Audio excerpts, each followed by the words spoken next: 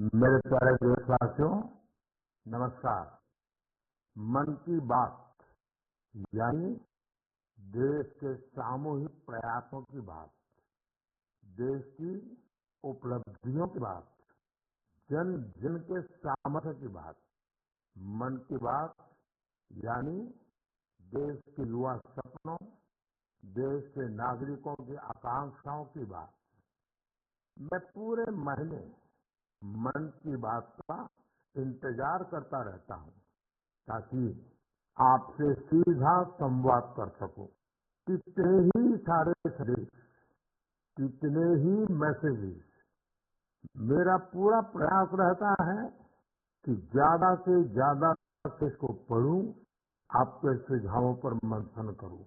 साथियों, आज बड़ा ही खास दिन है। आज एनसीसी दिवस है। एनसीसी का नाम सामने आते ही हमें स्कूल कॉलेज के दिन याद आ जाते हैं। मैं स्वयं भी एनसीसी कैडेट रहा हूं, इसलिए पूरे विश्वास के साथ कह सकता हूं कि इससे मिला अनुभव मेरे लिए अनमोल है। एनसीसी युवा में अनुशासन, नेतृत्व और सेवा की भावना पैदा करती है। आपने अपने आसपास देखा होगा, जब भी कहीं कोई आपदा होती है, चाहे बाढ़ की स्थिति हो, कहीं भूकंप आया हो, कोई हादसा हुआ हो, वहां मदद करने के लिए एनसीसी के कैडेट्स जरूर मौजूद हो जाते हैं। आज देश में एनसीसी को मजबूत करने के लिए लगातार काम हो रहा है। 2014 में करीब 14 लाख युवा एनसीसी से जुड़े थे। अब 2024 में 20 लाख से ज्यादा युवा एनसीसी से जुड़े हैं। पहले के मुकाबले 5,000 और नए स्कूल कॉलेजों में अब एनसीसी की सुविधा हो गई है। और सबसे बड़ी बात, पहले एनसीसी में गर्ल्स कैडेट्स की संख्या करीब 25% के आसपास ही होती थी। अब एनसीसी में गर्ल्स कैडेट्स की संख्या करीब करीब 40% हो गई है। बॉर्डर किनारे रहने वाले युवाओं को ज्यादा से ज्यादा एनसीसी से जोड़ने का अभियान भी लगातार जारी है। मैं युवाओं से आग्रह करूंगा कि ज्यादा से ज्यादा संख्या में एनसीसी से जुड़े। आप देखिएगा, आप किसी भी कैरियर में जाए, एनसीसी से आपके व्यक्तित्व निर्माण में बड़ी मदद मिलेगी। साथियों, विकसित भारत के निर्माण में युवाओं का रोल बहुत बड़ा है। युवा मन जब एकजुट होकर देश की आगे की यात्रा के लिए मंथन करते हैं, चिंतन करते हैं, तो निश्चित रूप से इसके ठोस रास्ते निकलते हैं। आप जानते हैं, 12 जनवरी को स्वामी विवेकानंद जी की जयंती पर देश युवा दिवस मनाता है। अगले साल स्वामी विवेकानंद जी की 162वीं जयंती है। इस बार इसे बहुत खास तरीके से मनाया जाएगा। इस अवसर पर 11-12 जनवरी को दिल्ली के भारत मंडपम में युवा विचारों का महाकुंभ होने जा रहा है। और इस पहल का नाम है विकसित Bharat young leaders dialogue. Bharat भर से करोड़ों युवा इसमें भाग लेंगे। गांव, ब्लॉक, जिले, राज्य और वहां से निकलकर के चुने हुए ऐसे 2000 युवा भारत मंडपम में विकसित भारत यंग लीडर्स डायलॉग के लिए जुटेंगे। आपको याद होगा, नंदलाल किले की प्राचीर से ऐसे युवाओं से राजनीति में आने का आह्वान किया है जिनके परिवार का कोई भी व्यक्ति और पूरे परिवार का पॉलिटिकल बैकग्राउंड नहीं है। ऐसे 1 लाख युवाओं को, नए युवाओं को राजनीति से जोड़ने के लिए देश में कई तरह के विशेष अभियान चलेंगे। विकसित भारत यंग लीडर्स डायलॉग भी ऐसा ही एक क्लास है। इसमें देश और विदेश से एक्सपर्ट आएंगे, अनेक राष्ट्रीय और अंतर्राष्ट्रीय हस्तियां भी रहेगी। मैं भी इसमें ज्यादा से ज्यादा समय उपस्थित रहूंगा।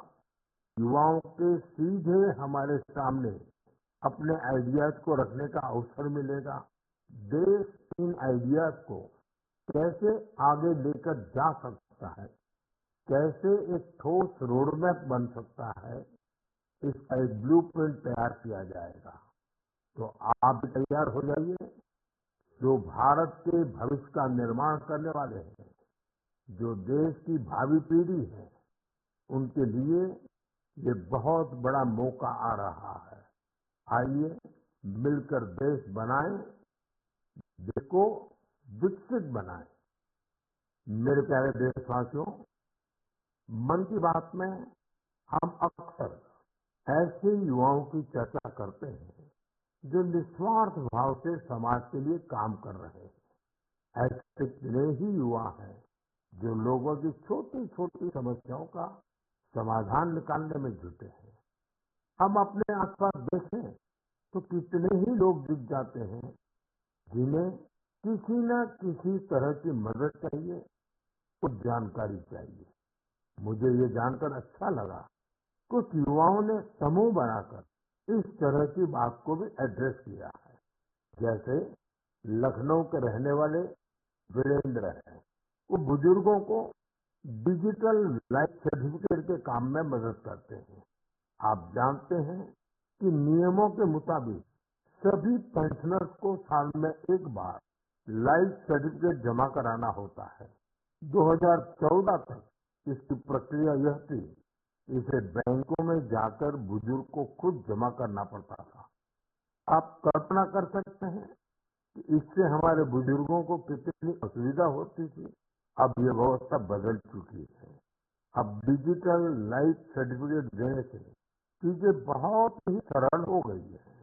बुजुर्गों को बैंक नहीं जाना पड़ता, बुजुर्गों को टेक्नोलॉजी की वजह से कोई दिक्कत ना आए, इसमें वीरेंद्र जैसे युवाओं की बड़ी भूमिका है। वो अपने क्षेत्र के बुजुर्गों को इसके बारे में जागरूक करते रहते हैं। इतना ही नहीं, वो बुजुर्गों को टैक्स सेवी भी बना रहे हैं। ऐसे ही प्रयासों से आज डिजिटल लाइफ सर्टिफिकेट पाने वालों की संख्या 80 लाख के आंकड़े को पार कर गई है। इनमें से 2 लाख से ज्यादा ऐसे बुजुर्ग हैं जिनकी आयु 80 के भी पार हो गई है। साथियों, कई शहरों में युवा बुजुर्गों को डिजिटल क्रांति में भागीदार बनाने के लिए भी आगे आ रहे हैं। भोपाल के महेश ने अपने मोहल्ले के कई बुजुर्गों को मोबाइल के माध्यम से पेमेंट करना सिखाया है। इन बुजुर्गों के पास स्मार्टफोन तो था, लेकिन उसका सही उपयोग बताने वाला कोई नहीं था। बुजुर्गों को डिजिटल अरेस्ट के खतरे से बचाने के लिए भी युवा आगे आए हैं। अहमदाबाद के राजीव लोगों को डिजिटल अरेस्ट के खतरे से आगाह करते हैं। मैंने मन की बात के पिछले एपिसोड में डिजिटल अरेस्ट की चर्चा की थी। इस तरह के अपराध के सबसे ज्यादा शिकार बुजुर्ग ही बनते हैं। ऐसे में हमारा दायित्व है कि हम उन्हें जागरूक बनाएं और साइबर फ्रॉड से बचने में मदद करें। हमें बार बार लोगों को समझाना होगा कि डिजिटल अरेस्ट नाम का सरकार में कोई भी प्रावधान नहीं है। ये सरासर झूठ, लोगों को फंसाने का षड्यंत्र है। मुझे खुशी है कि हमारे युवा साथी इस काम में पूरी संवेदनशीलता से हिस्सा ले रहे हैं और दूसरों को भी प्रेरित कर रहे हैं। मेरे प्यारे देशवासियों, आजकल बच्चों की पढ़ाई को लेकर कई तरह के प्रयोग हो रहे हैं। कोशिश यही है कि हमारे बच्चों में क्रिएटिविटी और बढ़े, किताबों के लिए उनमें प्रेम और बढ़े। कहते भी हैं, किताबें इंसान की सबसे अच्छी दोस्त होती है। और अब इस दोस्ती को मजबूत करने के लिए लाइब्रेरी से ज्यादा अच्छी जगह और क्या होगी। मैं चेन्नई का एक उदाहरण आपसे शेयर करना चाहता हूँ। यहाँ बच्चों के लिए एक ऐसी लाइब्रेरी तैयार की गई है जो क्रिएटिविटी और लर्निंग का हब बन चुकी है। इसे प्रकृत अरिवगम के नाम से जाना जाता है। इस लाइब्रेरी का आइडिया टेक्नोलॉजी की दुनिया से जुड़े श्रीराम गोपालन जी की देन है। विदेश में अपने काम के दौरान वे लेटेस्ट टेक्नोलॉजी की दुनिया से जुड़े रहे, लेकिन वो बच्चों में पढ़ने और सीखने की आदत विकसित करने के बारे में भी सोचते रहे। भारत लौटकर उन्होंने प्रकृत अरिवगम को तैयार किया। इस 3000 से अधिक किताबें हैं जिन्हें पढ़ने के लिए बच्चों में होड़ लगी रहती है। किताबों के अलावा इस लाइब्रेरी में होने वाली कई तरह की एक्टिविटीज भी बच्चों को लुभाती है।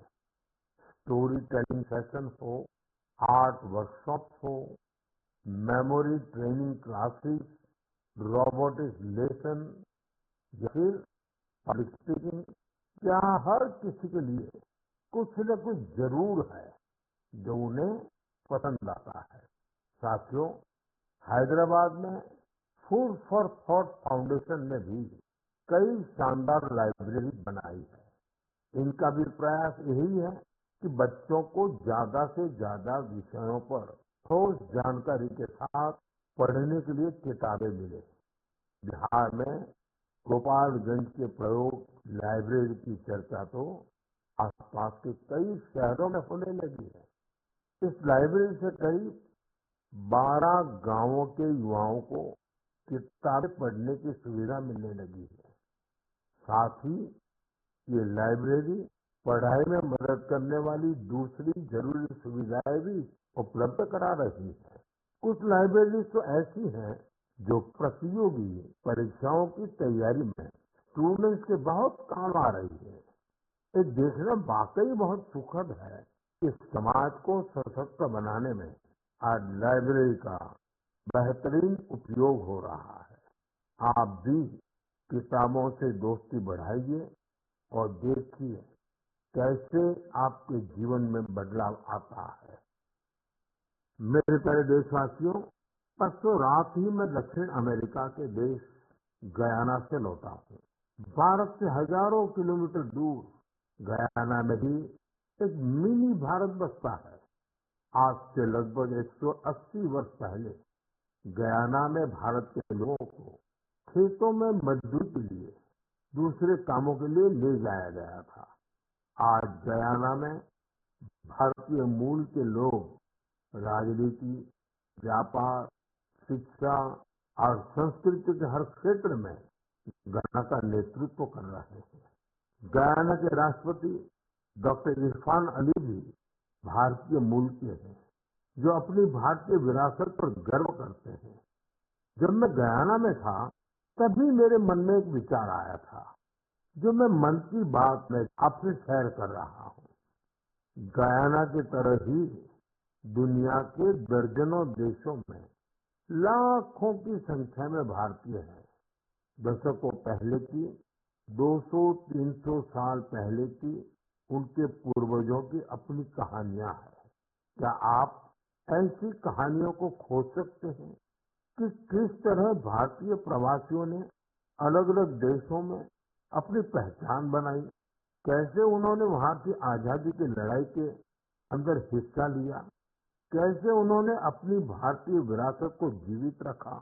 मैं चाहता हूं कि आप ऐसी सच्ची कहानियों को खोजें और मेरे साथ शेयर करें। आप इन कहानियों को नमो ऐप पर या माई गॉव पर #इंडियन डायस्पोरा स्टोरीज के साथ भी शेयर कर सकते हैं। साथियों, आपको ओमान में चल रहा एक एक्स्ट्रा ऑर्डिनरी प्रोजेक्ट भी बहुत दिलचस्प लगेगा। अनेकों भारतीय परिवार कई शताब्दियों से ओमान में रह रहे हैं। इनमें से ज्यादातर गुजरात के कच्छ से जाकर बसे हैं। इन लोगों ने व्यापार के महत्वपूर्ण लिंक तैयार किए थे। आज भी उनके पास ओमानी नागरिकता है, लेकिन भारतीयता उनकी रग रग में बसी है।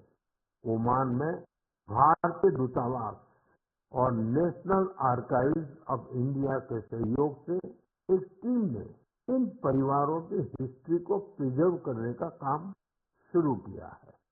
इस अभियान के तहत अब तक हजारों डॉक्यूमेंट्स जुटाए जा चुके हैं।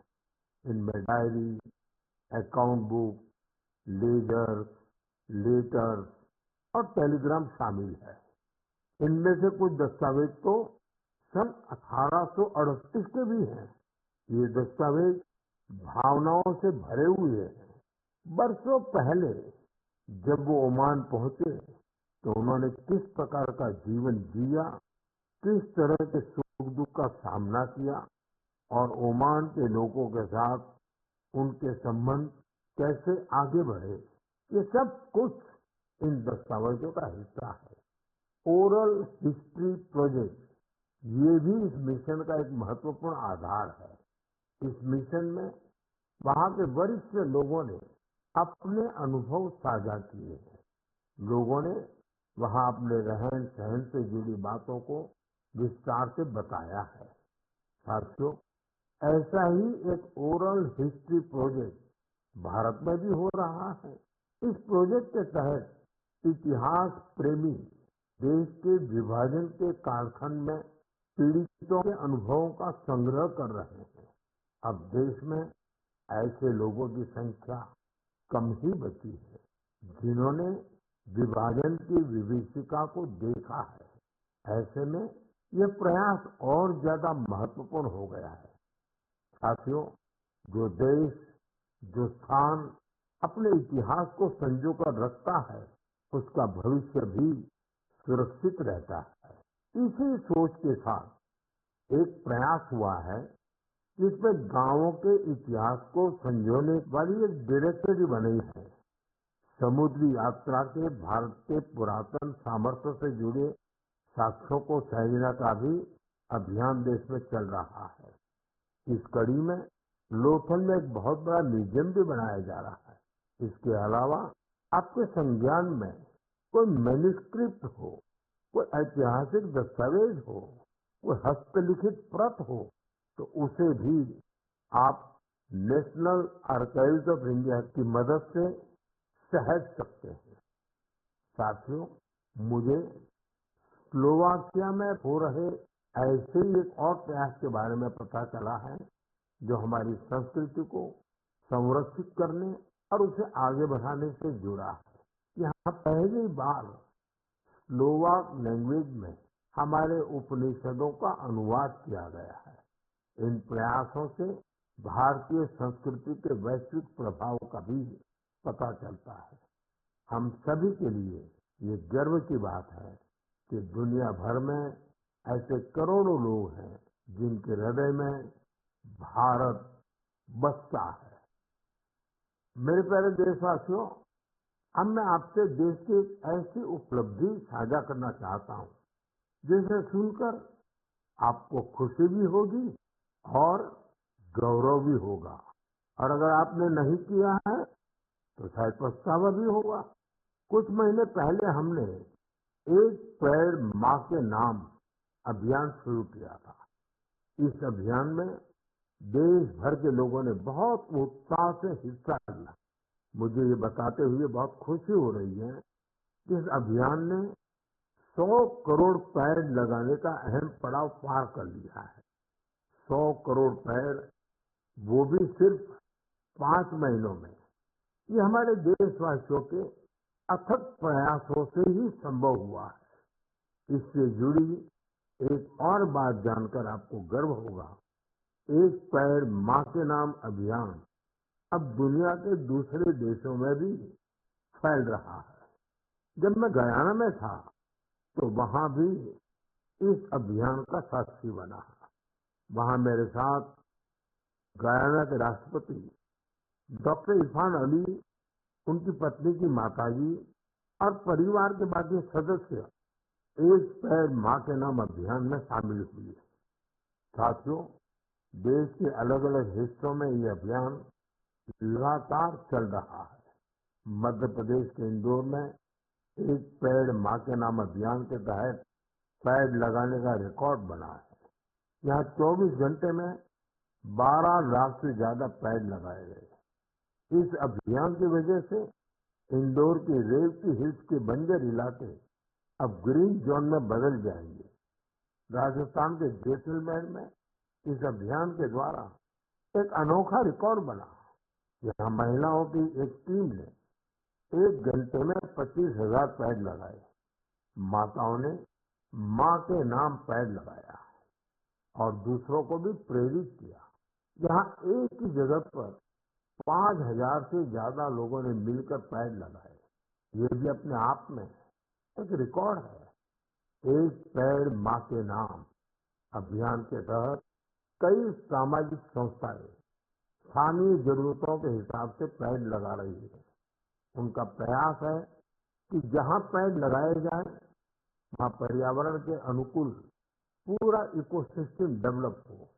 इसलिए ये संस्थाएं कहीं औषधीय पौधे लगा रही हैं तो कहीं चिड़ियों का बसेरा बनाने के लिए पेड़ लगा रही है। बिहार में जीविका सेल्फ हेल्प ग्रुप की महिलाओं ने 75 लाख पेड़ लगाने का अभियान चला रही है। इन महिलाओं का फोकस फल वाले पेड़ों पर है, जिससे आने वाले समय में आय भी की जा सके। साथियों, इस अभियान से जुड़कर कोई भी व्यक्ति अपनी मां के नाम पर पेड़ लगा सकता है। अगर मां साथ है तो उन्हें साथ लेकर आप पेड़ लगा सकते हैं, नहीं तो उनकी तस्वीर साथ में लेकर आप इस अभियान का हिस्सा बन सकते हैं। पेड़ के साथ आप अपनी सेल्फी भी mygov.in पर पोस्ट कर सकते हैं।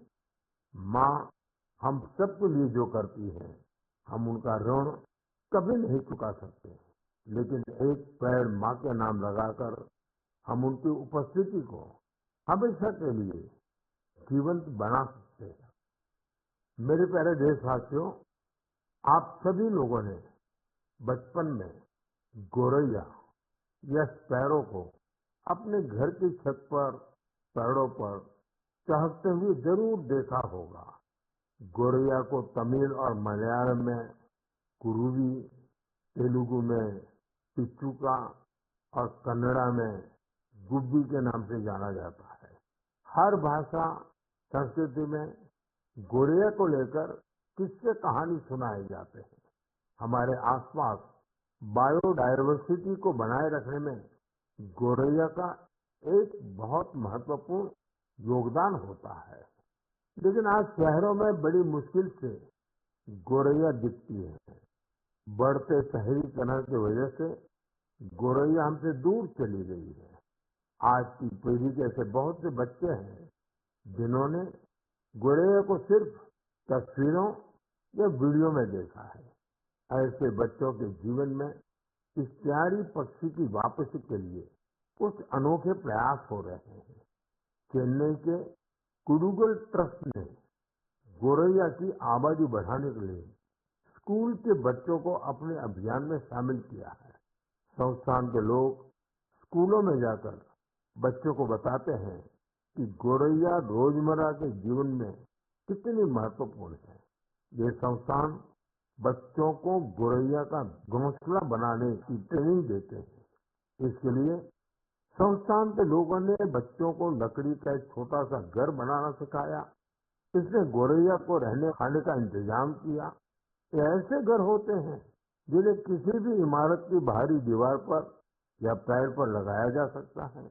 बच्चों ने इस अभियान में उत्साह के साथ हिस्सा लिया और गोरैया के लिए बड़ी संख्या में घोंसला बनाना शुरू कर दिया। पिछले 4 वर्षों में संस्था ने गोरैया के लिए ऐसे 10,000 घोंसले तैयार किए हैं। कुरुगल ट्रस्ट की इस पहल से आसपास के इलाकों में गोरैया की आबादी बढ़नी शुरू हो गई है। आप भी अपने आसपास ऐसे प्रयास करेंगे तो निश्चित तौर पर गोरैया फिर से हमारे जीवन का हिस्सा बन जाएगी। साथियों, कर्नाटका के मैसूर की एक संस्था ने बच्चों के लिए अर्ली बर्ड नाम का अभियान शुरू किया है। ये संस्था बच्चों को पक्षियों के बारे में बताने के लिए खास तरह की लाइब्रेरी चलाती है। इतना ही नहीं, बच्चों में प्रकृति के प्रति जिम्मेदारी का भाव पैदा करने के लिए नेचर एजुकेशन किट तैयार किया है। इस किट में बच्चों के लिए story book, games, activity sheets और जिग सॉ पजल्स है। ये संस्था शहर के बच्चों को गांवों में लेकर जाती है और उन्हें पक्षियों के बारे में बताती है। इस संस्था के प्रयासों की वजह से बच्चे पक्षियों की अनेक प्रजातियों को पहचानने लगे हैं। मन की बात के श्रोता भी इस तरह के प्रयास से बच्चों में अपने आसपास को देखने, समझने का अलग नजरिया विकसित कर सकते हैं। मेरे प्यारे देशवासियों, आपने देखा होगा, जैसे ही कोई कहता है सरकारी दफ्तर, तो आपके मन में फाइलों के ढेर की तस्वीर बन जाती है। आपने फिल्मों में भी ऐसा ही कुछ देखा होगा। सरकारी दफ्तरों में इन फाइलों के ढेर पर कितने ही मजाक बनते रहते हैं, कितनी ही कहानियां लिखी जा चुकी है। बरसों बरस तक ये फाइलें ऑफिस में पड़े पड़े धूल से भर जाती थी, वहां गंदगी होने लगती थी। ऐसी दशकों पुरानी फाइलों और स्क्रैप को हटाने के लिए एक विशेष स्वच्छता अभियान चलाया गया। आपको ये जानकर खुशी होगी कि सरकारी विभागों में इस अभियान के अद्भुत परिणाम सामने आए हैं। साफ सफाई से दफ्तरों में काफी जगह खाली हो गई है। इससे दफ्तर में काम करने वालों में एक ओनरशिप का भाव भी आया है।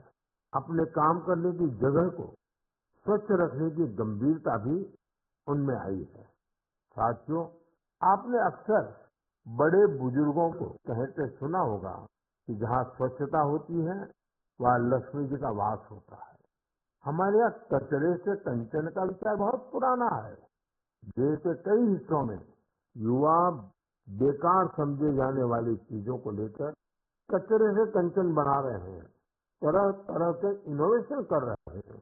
इससे वो पैसे कमा रहे हैं, रोजगार के साधन विकसित कर रहे हैं। ये युवा अपने प्रयासों से सस्टेनेबल लाइफस्टाइल को भी बढ़ावा दे रहे हैं। मुंबई की दो बेटियां का ये प्रयास वाकई बहुत प्रेरक है।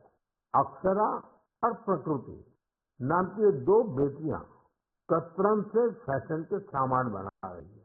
आप भी जानते हैं, कपड़ों की कटाई सिलाई के दौरान जो कतरन निकलती है, इसे बेकार समझकर फेंक दिया जाता है। अक्षरा और प्रकृति की टीम उन्हीं कपड़ों के कचरे को फैशन प्रोडक्ट में बदलती है। कतरन से बनी टोपियां, बैग हाथों हाथ बिक भी रही है। साथियों, साफ सफाई को लेकर यूपी के कानपुर में भी अच्छी पहल हो रही है। यहाँ कुछ लोग रोज सुबह मॉर्निंग वॉक पर निकलते हैं और गंगा के घाटों पर फैले प्लास्टिक और अन्य कचरे को उठा लेते हैं।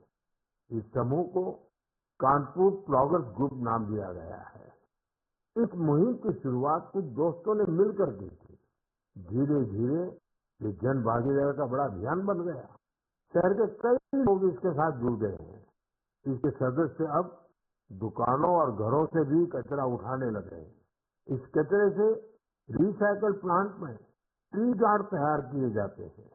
यानी इस ग्रुप के लोग कचरे से बने ट्री गार्ड से पौधों की सुरक्षा भी करते हैं। साथियों, छोटे छोटे प्रयासों से कैसी बड़ी सफलता मिलती है, इसका एक उदाहरण असम की इतिशा भी है। इतिशा की पढ़ाई लिखाई दिल्ली और पुणे में हुई है।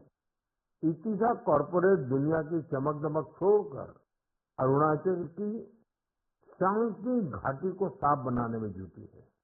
पर्यटकों की वजह से वहां काफी प्लास्टिक वेस्ट जमा होने लगा था। वहां की नदी जो भी साफ थी, वो प्लास्टिक वेस्ट की वजह से प्रदूषित हो गई थी। इसे साफ करने के लिए इतिशा स्थानीय लोगों के साथ मिलकर काम कर रही है।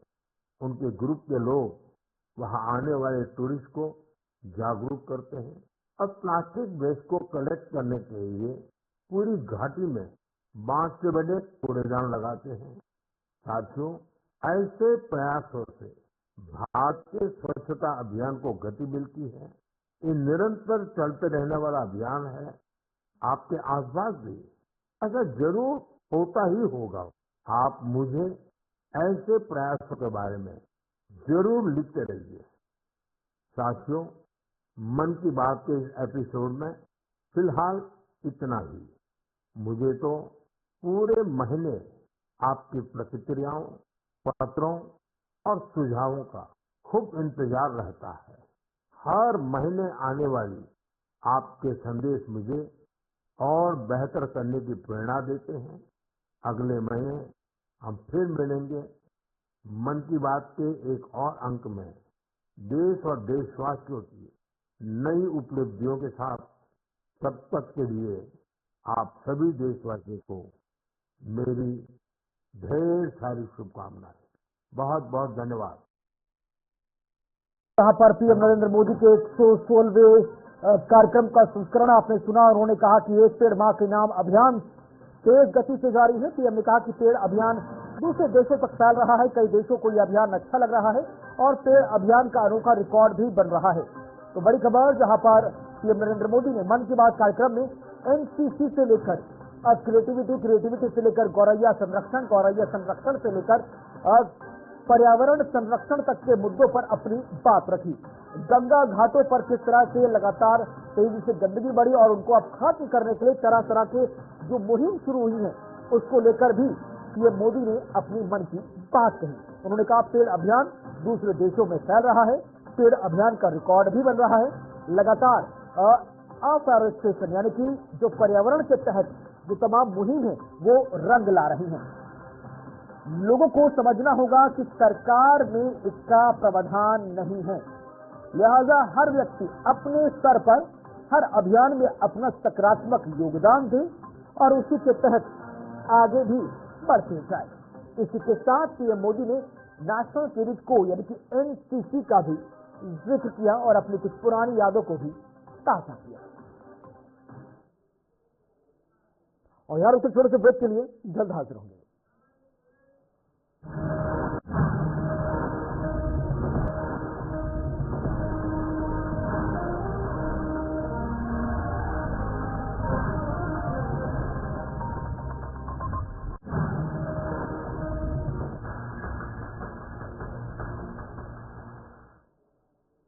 स्वागत है आपका ब्रेक के बाद। रुक कर इस वक्त की बड़ी खबर की तरफ। यूपी के संभल से यह खबर सामने आई है, जहां पर संभल के शाही मस्जिद में सर्वे का आज जमकर विरोध होता हुआ नजर आया। प्रदर्शनकारियों ने पुलिस और जो सर्वे टीम है उस पर पथराव किया है। उग्र भीड़ ने कई गाड़ियों को भी आग के हवाले कर दिया। अब हालात को देखते हुए भारी संख्या में पुलिस बल की तैनाती करनी पड़ी। इधर पुलिस फोर्स ने जो तमाम प्रदर्शनकारी हैं उनको खदेड़ने के लिए आंसू गैस के गोले भी छोड़े। तो दोनों पक्षों की मौजूदगी में सर्वे हो रहा था। जिस तरह से आर्कियोलॉजिकल सर्वे ऑफ इंडिया ने यूपी के चंदौसी जिले के संभल इलाके में जो शाही मस्जिद है उसकी सर्वे की आज तारीख मुकर्रर की थी और हिंदू पक्षकार हो, चाहे एएसआई की टीम हो, चाहे डीएम का नेतृत्व हो, चाहे मुस्लिम पक्षकार की टीम हो, हर किसी की मौजूदगी में ये सर्वे हो रहा था। सर्वे हुआ भी, लेकिन जैसे ही टीम बाहर निकली उसके बाद वहां पर लोग एकत्रित हो गए और उन्होंने पत्थरबाजी शुरू कर दी। आनंद फानन में भारी संख्या में पुलिस फोर्स और अर्धसैनिक बलों की टीमों को बुलाना पड़ा। हालात इतने खराब होते हुए नजर आए कि तस्वीरें आपके सामने कि जहां आप देखेंगे वहां आपको गाड़ियां जलती हुई धुंधू करके नजर आएंगी। जमकर तोड़फोड़ की गई, हर जगह पत्थर और टुकड़े हुए आपको नजर आएंगे, बिखरी चप्पलें नजर आएंगी और भारी तादाद में फोर्स भी नजर आएगी। हालात इस तरह से खराब होते हुए नजर आए कि वहां के एसपी डीएम तक को हेलमेट और प्रोटेक्शन शील्ड पहननी पड़ी, क्योंकि जो लोग प्रदर्शन कर रहे थे वो नहीं देख रहे थे कि सामने कौन खड़ा है। अब तस्वीरें आपके सामने, और ये तमाम प्रदर्शन, तमाम पत्थरबाजी, तमाम आगजनी इसलिए कि आर्कियोलॉजिकल सर्वे ऑफ इंडिया की टीम वहां पर अपना सर्वे पूरी तरह अंजाम ना दे पाए। अब ये 5 तस्वीरें आपके सामने जो बता रही हैं कि सुबह 7 से लेकर 10 साढ़े 10 तक के हालात क्या कुछ हो गए। महज 2 घंटे में इस तरह से संभल के अंदर ऐसे हालात बेकाबू कर दिए प्रदर्शनकारियों ने। तो मस्जिद पर सर्वे था और सर्वे पर बवाल हुआ, पुलिस बेकाबू होती नजर आई, पुलिस पर पथराव हुआ, पुलिस ने लोगों को खदेड़ा और खदेड़ने के जवाब में जो प्रदर्शनकारी लोग थे उन्होंने आसपास खड़ी गाड़ियों में आग लगा दी, कारों में आग लगा दी, बाइक में आग लगा दी, दुकानें तोड़ दी, शीशे तोड़ दिए। पुलिस ने कई लोगों को हिरासत में लिया है, कार्रवाई लगातार की जा रही है, लेकिन अभी भी हालात कहा जा रहा है कि संजीदा बने हुए हैं। तो जिस तरह से ये शाही मस्जिद का मामला है लगातार कोर्ट में चल रहा था, जो कोर्ट की तरफ से कहा गया था आज की डेट मुकर्रर की गई थी, आज सर्वे होना था, उसमें हिंदू पक्षकार विष्णु जो जैन हैं वो मौजूद थे, मुस्लिम पक्षकार की टीम का बंदा भी मौजूद था, साथ ही साथ डीएम, एसपी और एएसआई की टीम भी वहां पर मौजूद थी। बकायदा 1.5-2 घंटे का पूरा सर्वे हुआ, लेकिन जैसे ही टीम बाहर निकली उसके बाद उससे पहले ही लोग इकट्ठे होने शुरू हो गए। हालात इतने खराब होते हुए नजर आए कि हाई प्रोटेक्शन देनी पड़ी एएसआई की टीम को और हिंदू पक्षकार की टीम को, और देखते देखते जमकर पत्थरबाजी हुई। आप देखिए किस तरह से पुलिस पर पथराव वाली जो पूरी सेक्शन है वहां पर पुलिस को जान बचाकर भागनी पड़ी, क्योंकि इतने बड़े बड़े पत्थर उन प्रदर्शनकारियों की तरफ से फेंके जा रहे थे जिसके बारे में आप सोच नहीं सकते। पूरी रोड इस वक्त पत्थरों से भरती हुई नजर आई और देखिए उससे भी मन नहीं भरा तो वहां पर खड़ी गाड़ियों को, कारों को आग लगा दी, दुकानों में तोड़फोड़ की।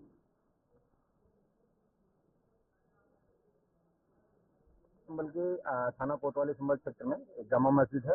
इस जामा मस्जिद पे कोर्ट के आदेश के अनुसार इसका सर्वे करवाया जा रहा था, जिसमें सर्वे शांतिपूर्वक तरीके से जामा मस्जिद के अंदर वर्तमान में चल भी रहा है। कुछ भीड़ के कुछ लोग सडनली कई गलियों में से निकल के आए और उन्होंने पुलिस बल पे पथराव किया कुछ 10-15 सेकंड तक। उसके बाद में पुलिस ने उसका हल्का बल प्रयोग किया है, लाठीचार्ज किया है और वापस लोगों को उनके गंतव्य स्थान पर खदेड़ दिया है। सबको बताया गया है कि धारा 163 जो कि पहले पूर्व में 144 के रूप में जानी जाती थी वो लगाई गई है। कोई भी व्यक्ति कानून को अपने हाथ में लेगा उसके खिलाफ कठोर से कठोर कार्रवाई की जाएगी और जिन लोगों को मुचलके में पाबंद किया गया था उन लोगों के खिलाफ भी कार्रवाई की जाएगी। ये भीड़ जिन जिन लोगों द्वारा उकसाई गई है उनके सीसीटीवी कैमरे भी निकाले जाएंगे और उन लोगों पर कठोर से कठोर कार्रवाई अमल में लाई जाएगी, जो कि जिंदगी भर याद रखेंगे। आंसू गैस के गोले छोड़े गए हैं। जिन लोगों द्वारा पथराव किया गया है उन लोगों के ऊपर आंसू गैस के गोले भी छोड़े गए हैं। सर्वे टीम शांतिपूर्वक तरीके से सर्वे को कंडक्ट कर रही है। जब तक उनको सर्वे करना है तब तक के लिए उनका सर्वे है वो करवाया जाएगा। माननीय न्यायालय का यह आदेश था, उसी के अनुरूप सर्वे की कार्रवाई शुरू हुई है। पिछली बार रात्रि के कारण सर्वे पूर्ण नहीं हो पाया था, इसलिए आज सुबह का समय चुना गया था, जिस समय नमाज भी नहीं होती है और सब कुछ शांति व्यवस्था से हो सकता था। इसलिए 7 से 11 का समय हमें दिया गया था। हालांकि वो सर्वे कल करना चाह रहे थे, लेकिन हमने कहा कि संबंध में आज सर्वे के दौरान भारी बवाल हुआ है और जो शाही मस्जिद है उसमें हरिहर मंदिर होने का हिंदू पक्ष ने दावा किया था और उससे आज फिर सर्वे किया था और सर्वे के दौरान भारी बवाल हुआ है। बवाल हम आपको बता दें, आप देख सकते हैं कैमरामैन आगजनी हुई है, गाड़ियों को फूंक दिया गया है, इसमें कई गाड़ियां पुलिस कर्मियों की थी और अन्य जो अधिकारी थे उनकी गाड़ियां थी, मोटरसाइकिल थी, वो पूरी तरह से आग लगा दी है और पुलिस एवं जो टीम थी सर्वे की उन पर भारी पथराव किया गया था। पथराव के दौरान जो है काफी चोटें भी पुलिस कर्मियों को आई हैं और उस दौरान ये जो है सूचना मिलने के बाद जो डीआईजी महोदय थे वो यहाँ मौके पर पहुंचे हैं। हालांकि भारी पुलिस फोर्स यहाँ पर तैनात है, पूरी तरह से पुलिस को यहाँ पर मुस्तैद किया गया है और गली गली में पूरी तरह से यहाँ कह नहीं सकते कि खतरा जो है बरकरार है, क्योंकि जो उपद्रवी हैं वो पूरी तरह से पुलिस व जो टीम थी उन पर पथराव किया है। भारी माहौल जो है वो पूरी तरह से गर्म है। मैं कैमरामैन से कहूँगा सामने दिखाएं किस तरह से यहाँ पर जो गाड़ियां हैं वो जल रही हैं और गाड़ियों में आग उपद्रवियों ने लगाई है और जो भारी बवाल यहाँ पर किया है। हालांकि कोर्ट का आदेश था, कोर्ट के आदेश पर ही सर्वे किया जा रहा था। इधर दिखाएं कैमरामैन किस तरह से भारी पथराव किया गया है उपद्रवियों के द्वारा। भारी जो माहौल है वो पूरी तरह से बवाल के रूप में तब्दील कर दिया उपद्रवियों ने और पुलिस पर भी जो है पथराव किया। यहाँ पत्रकारों पर भी पथराव हुआ है और जो पत्रकार पुलिस की आग में किसी तरह से पुलिस की सुरक्षा में यहाँ कवरेज कर पा रहे हैं। भारी बवाल यहाँ पर हुआ है। अब हालांकि अब तक जो थी बात सुरक्षा की थी, समझाया जा रहा था लाउड स्पीकर से, चाहे जो यहाँ के एसपी हो, डीएम हो, लेकिन अब कार्रवाई होगी और एक्शन भी होगा। अब देखना यह है कि किस तरह से पुलिस जो है इस माहौल को नियंत्रित कर पाती है। हाँ, यहाँ पुलिस जो भीड़ है उसको नियंत्रित करने के लिए आंसू गैस के गोले छोड़े गए हैं और जो है पूरी तरह से भीड़ को अभी नियंत्रित कर लिया गया है। जो उपद्रवी है तो बड़ी खबर जहां पर यूपी से बीजेपी प्रवक्ता राकेश त्रिपाठी ने इस पर प्रतिक्रिया दी है। उन्होंने कहा कि ये मुगलिया सल्तनत का दौर नहीं है। राकेश त्रिपाठी ने कहा कि कुछ लोगों का संविधान में विश्वास नहीं, और ऐसे लोग जो संविधान में विश्वास नहीं करते वो न्यायपालिका के आदेश को नहीं मानते, लिहाजा न्यायपालिका के आदेश को सुनिश्चित करना होगा। तो यूपी बीजेपी प्रवक्ता राकेश त्रिपाठी का बड़ा बयान। उन्होंने कहा कि कुछ लोग ये सोच रहे हैं कि यह मुगलिया सल्तनत है, तो ये उनकी गलतफहमी है, ये वो दौर नहीं रहा। संविधान और अनुशासन के तहत हर कार्रवाई का पालन करना होगा। कोर्ट के आदेश पर संभल में जामा मस्जिद के सर्वे के लिए कोर्ट कमिश्नर की टीम पहुंची थी और कोर्ट कमिश्नर की टीम पर इस प्रकार से पथराव करना ये निश्चित तौर पर यह दर्शाता है कि आपका संविधान में विश्वास नहीं है, देश की न्यायपालिका में विश्वास नहीं है, कानून व्यवस्था में विश्वास नहीं है। ये मुगलिया सल्तनत का दौर नहीं है जहां आप जोर दबाव के आधार पर किसी प्रकार की कार्रवाई कर सकते हैं। लोकतांत्रिक तरीके से आपको न्यायपालिका में विश्वास करके अपील करके अगर किसी प्रकार की आपत्ति है तो ऊपरी अदालत में जाना चाहिए, लेकिन अगर कोई बल प्रयोग करके अगर किसी प्रकार का कब्जा स्थापित करने का प्रयास कर रहा है तो यह स्वीकार नहीं हो सकता है। उत्तर प्रदेश में योगी आदित्यनाथ जी की सरकार है, कानून व्यवस्था संभालने के लिए बहुत कठोरता से कार्रवाई की जाएगी। अगर कोई कानून हाथ में लेने का प्रयास करेगा तो। और यहाँ छोटा सा ब्रेक ले रहे, ब्रेक के बाद लौटेंगे तो फिर चर्चा को आगे बढ़ाएंगे।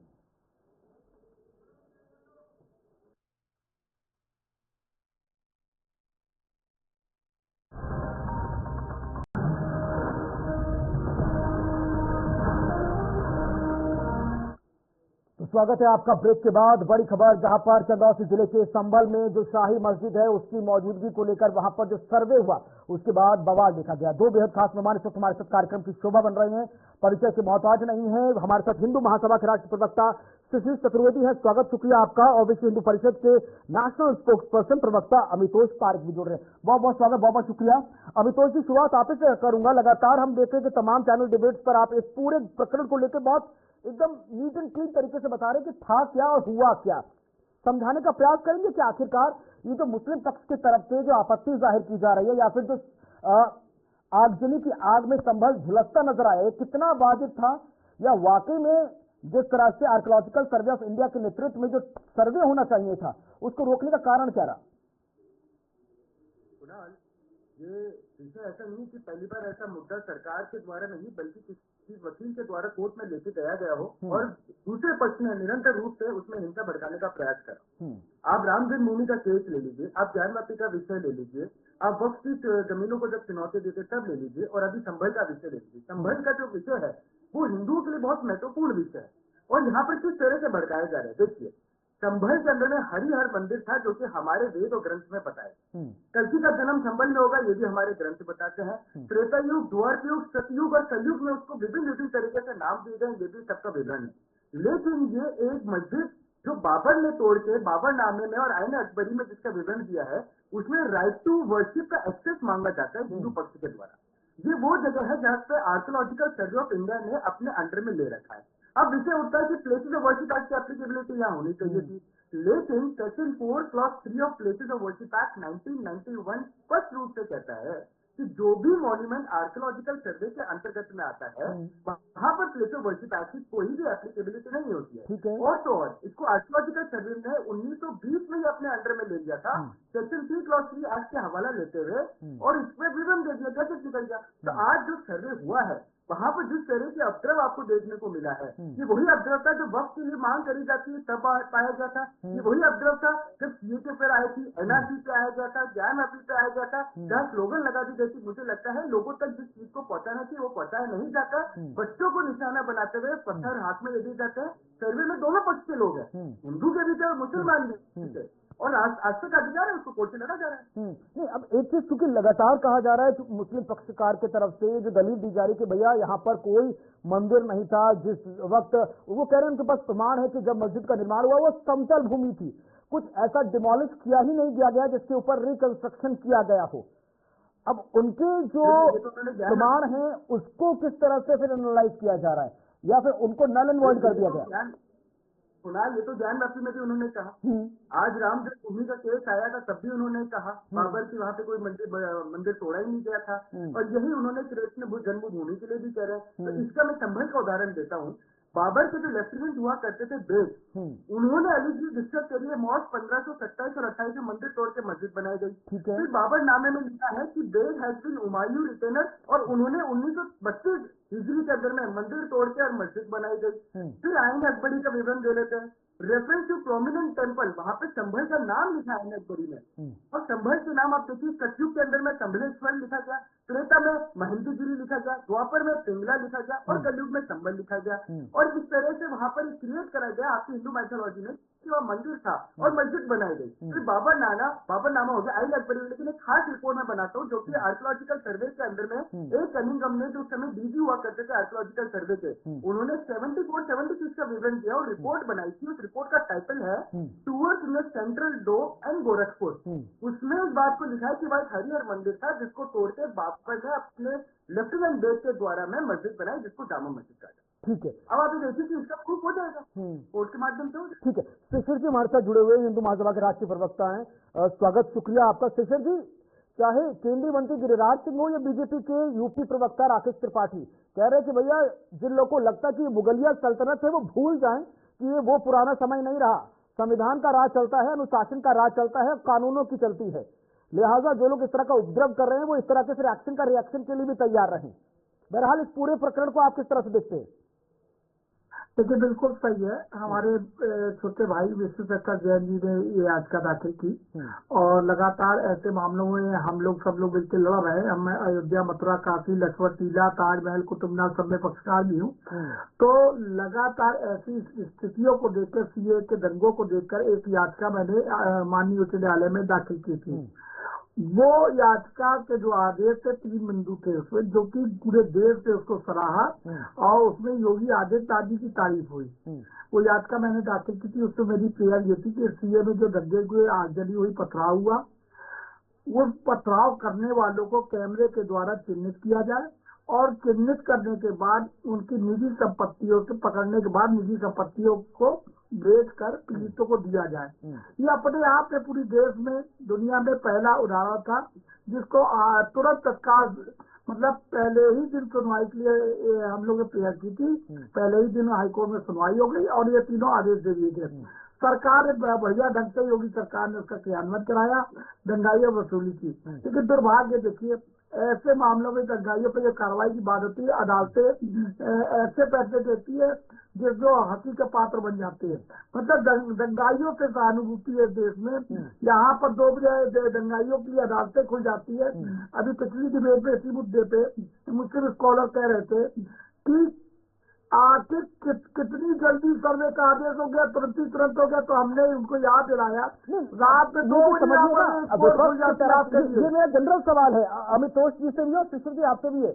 विपक्ष कह रहा है कि भैया सत्ता पक्ष के लोगों ने कुछ लोग को फ्री छोड़ा हुआ है, वो जहां देखते हैं वो कहते हैं भैया यहाँ मंदिर है, वो कुतुब मीनार को टारगेट करते हैं, वो ताजमहल को टारगेट कर लेते हैं, वो काशी विश्वनाथ के मंदिर में के बगल में जो ज्ञान व्यापी है उसको टारगेट करते हैं, मथुरा में जो कृष्ण जन्मभूमि के बगल में मस्जिद है उसको टारगेट कर रहे हैं। कुछ लोग को फ्री छोड़ा हुआ है इसलिए ताकि देश में असहजता का माहौल क्रिएट किया जाए। कुमार जी, लखनऊ में एक मंदिर है, उसको घेर के चारों तरफ से शिवालय वाली मस्जिद बना दिया गया है। अब आप बताइए, उसके लिए जब मैं प्रदर्शन करता हूँ तो सरकार मुझे नजर बंद कर देती है। सीधे खुली सड़क पर दिख रही सामने, लेकिन कोई कार्रवाई नहीं कर रही है। अब गैर भाजपाई व्यक्ति अगर कोई इसमें मुकदमा दाखिल करता है, उसकी लड़ाई करने के लिए आगे बढ़ता है, मुकदमे उसके ऊपर दर्ज होते हैं, तो अब जैन साहब जैसे लड़ रहे हैं यहाँ पर, अब उनकी जान को कितना बड़ा खतरा वहां देखिए घेरा गया और ये सब हो रहा है।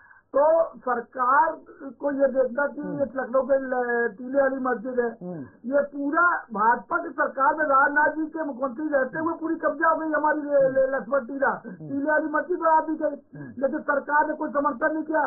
अब अगर हम लोग इसको लिए आगे बढ़ते हैं तो हम लोग को नजर बनती है, हमारे पास सरकार करती है। सबसे बड़ी बात है कि संभल के मामले देखिए, अति संवेदनशील मामला है ये पूरा। इतने बड़े पैमाने पे हिंसा कैसे हो गई आप सोचिए। कैमरे से चिन्हित किया जाएगा ये सब, मैंने आपको जो बातें बताई अगर अमितोष जी यहाँ पर विष्णु जो शंकर जैन है वो कह रहे हैं हमें प्रमाण भी मिले हैं, ऐसा नहीं है हवा में कोई बात नहीं हो रही है। और ये स्पेशली उन लोगों के लिए है जो कह रहे हैं कि भैया जानबूझकर कुतुब मीनार को टारगेट किया गया है, जानबूझकर ताजमहल को, फिर काशी विश्वनाथ के बगल में ज्ञानव्यापी, फिर मथुरा के बगल में जो मस्जिद, बोले कि प्रमाण दिखाइए। और यहाँ पर विष्णु शंकर जैन जी कह रहे हैं भैया प्रमाण है हमारे पास, आप सर्वे कंप्लीट होने दीजिए तो उसके बाद आपको और चीजें मिल जाएगी। कुराली आप इसमें इसी मुद्दे को बतलाइए, आप थोड़ा और आगे ले चलते हैं आपको। ये जो धार्मिक पुस्तक में जैसा लिखा है काफिर के खिलाफ क्या करना है, उसी उस पे ये चल रहा है पूरा पैटर्न। ये यही नहीं कर रहे हैं। आप बताइए नालंदा जलाई गई थी, उससे क्या लेना था? दुनिया में, हिंदुस्तान को छोड़ दिए, दुनिया में ये चर्च कहीं जला रहे हैं, कहीं गुरुद्वारा जला रहे हैं, छोटा सा मंदिर तोड़ रहे हैं, कहीं मूर्ति तोड़ रहे हैं। ठीक है मेरे पास बहुत कम है, मैं क्लोजिंग कमेंट लूंगा अमितोष जी से, प्लीज सर अपना क्लोजिंग कमेंट दे दीजिए। और आपको क्या लगता है कि बेहतर क्या है भविष्य के लिए, ताकि देश का माहौल भी बेहतर रहे और जो नो डाउट अब आर्कियोलॉजिकल सर्वे ऑफ इंडिया या कोर्ट के नेतृत्व में तमाम जांचें हो रही है वो भी शांति से हो जाए, ताकि क्योस क्रिएट ना हो। वैसे भी बहुत एलिगेशन लगते हैं सरकार के ऊपर। यहाँ पर मंदिर और मस्जिद की लड़ाई नहीं है, ये right to worship of ethics की लड़ाई है और वर्शिप पूजा का अधिकार मांगना चाह रहे हैं जो कोर्ट के न्यायालय के माध्यम से मांगना चाह रहे हैं। लेकिन देश के लिए जितनी अहमियत दूसरे विषय रखते हैं उतनी ही अहमियत धर्म रखता है और धर्म को नजरअंदाज नहीं कर सकते। इस देश की नींव धर्म और आस्था रही है, प्रतीक रही है। अगर हमारी आस्था की हम मांग करते हैं तो वो सेक्युलरिज्म है, ना कि सांप्रदाय। मुझे लगता है इन विषयों को भी ध्यान में रखना चाहिए, उतनी ही अहमियत देनी चाहिए जितनी हम दूसरे विषयों को। एक छोटा सा सवाल, कुछ वर्ग ऐसा भी है वो कह रहा है कि भैया कि हिंदू पक्षकार की तरफ से कहा था कि भाई भगवान कालकी का यहाँ पर जन्म होगा, लिहाजा इस इलाके को फ्री करें। जो हुआ ही नहीं उसके लिए जो अभी शांति व्यवस्था है उसको सवालों के कटघरे में खड़ा कर देना, इसे कैसे शांति व्यवस्था कुणाल खराब कौन कर रहा है? मुझे बताइए, वहाँ पर किसी हिंदू ने जाके नारेबाजी करी, वहाँ पे जाके किसी हिंदू ने ऐसी चीज करी जो अपद्रव हुई हो, अपने कोर्ट के माध्यम से देना, अपनी जितनी भी चीजें कोर्ट में रहती। लेकिन नहीं, कोर्ट के बाहर वही शोर मचाता है जिसके पास तथ्य नहीं होते, कोर्ट में वही तैयारी करता है जो प्रकरण और तथ्यों के ऊपर होता है। चलिए बहुत बहुत शुक्रिया अमितोष जी आपका, शिक्षण जी आपका भी बहुत बहुत शुक्रिया हमारे साथ कीमती समय साझा करने के लिए। तो संभल पर लगातार सर्वे हुआ और सर्वे के बाद संग्राम जारी है, देखना बेहद खास होगा कि शासन प्रशासन उस पूरे इलाके को किस तरह से कॉर्डन ऑफ करता है, किस तरह से वहां पर शांति व्यवस्था को बहाल करता है और जो लोग उपद्रव कर रहे हैं, जो कानून को अनुशासन को हल्के में ले रहे हैं, उनके खिलाफ कड़ी कार्रवाई करता है। छोटा सा ब्रेक ले रहे हैं, खबरों का सिलसिला आगे भी जारी रहेगा।